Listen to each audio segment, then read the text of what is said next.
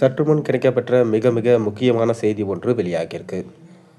அதாவது ஆளுநர் ரவி அவர்கள் திமுக ஆட்சியை எதிர்த்து மற்றும் திமுகவில் இருக்கும் அமைச்சர்கள் ஸ்டாலின் போன்ற மிக முக்கியமானவர்களை எதிர்த்து ஒரு கடிதம் எழுதி உள்துறை அமைச்சரான அமித்ஷாவுக்கு அனுப்பியிருக்காராம்.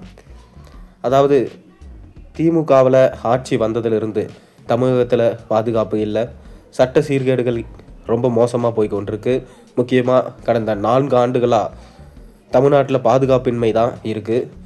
மக்களை காப்பாற்ற வேண்டிய போலீஸ் அதிகாரிகளே கண்டிப்பாக மக்களை காப்பாற்ற தவறிட்டாங்க. மேலும் போலீஸாரை கையில் வச்சுக்க தவறிட்டாங்க ஸ்டாலின் அவர்கள். இதனால் கண்டிப்பாக நடவடிக்கை எடுத்தே ஆக வேண்டும். மேலும் அமலாக்கத்துறை நடவடிக்கை எடுக்காமல் இவ்வளவு நாட்கள் தாமதம் செய்வது ஏன்? யார் யார் மீது குற்றச்சாட்டுகள் சுமத்தப்பட்டிருக்கோ அவங்க எல்லாரையும் மீதும் நடவடிக்கை எடுக்க வேண்டியது தானே என வலியுறுத்தி கடிதம் ஒன்றை உள்துறை அமைச்சர் அமித்ஷா அவர்களுக்கு எழுதியிருக்காரு. இந்த கடிதத்திலிருந்து இன்னும் பதில் ஏன் வரவில்லை என மீண்டும் அவர் கேட்டுக்கொண்டிருக்காராம். மிக முக்கியமான பிரச்சனை என்னன்னா, ஆளுநர் எழுதியிருக்க கடிதம் ஸ்டாலின் அவர்களுக்கு எதிராக போடப்பட்ட கடிதம் எனவும் இதன் மூலமாக திமுகவோட தலைமைக்கு பிரச்சனை வரலாம் எனவும் செய்திகள் அடிபட்டு கொண்டிருக்கு. ஆனால் ஆளுநர் ரவி அவர்களை மாற்ற வேண்டி எத்தனையோ கடிதங்கள் அவர் மீது மத்திய அரசுக்கு அவர் அமைச்சு வச்சிருந்தார். அதாவது ஸ்டாலின் அவர்கள் புகார் அடிச்சிருந்தார். ஆனால் இன்று வரை ஆளுநர் ரவின் மீது எந்த ஒரு குற்றச்சாட்டுமே எழலை. எந்த குற்றச்சாட்டின் பேர்லையும் அவரை இன்னுமே பதவியிலிருந்து எடுக்கலை. அவர் என்னதான் அவரோட பதவி காலம் முடிந்தாலும் இன்னுமே அவர் தான் ஆளுநராக இருந்துட்டு வராரு.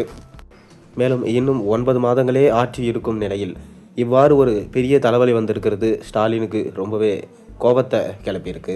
மேலும் ஆளுநர் மீது இந்த சமயத்தில் எந்த நடவடிக்கையும் எடுக்க முடியாது, எந்த புகாரும் அளிக்க முடியாது. ஏன்னா தேர்தல் நெருங்கிடுச்சு. முக்கியமாக ஆளுநர் அவர்கள் உள்துறை அமைச்சருக்கு எழுதியிருந்த கடிதத்தில் தமிழகத்தில் சட்ட சீர்கேடு இல்லை, தமிழகத்தில் பாதுகாப்பு இல்லை, இது வரைக்கும் 4 ஆண்டு கால ஆட்சியில் அவங்க சொன்ன ஒரு வாக்குறுதியும் நிறைவேற்றவே இல்லை. இதன் மூலமாக ஆனால் கோபாலபுரத்தில் இருக்கும் அவங்களுடைய சொத்துக்கள் மட்டும் உயர்ந்து கொண்டே போகுது. அது எப்படி? மக்கள் இதை கேள்வி கேட்டால் மக்கள் எதிராகவே அவங்க வழக்கு போட்டு அதன் மூலம் மக்களை அடைக்கிறாங்க.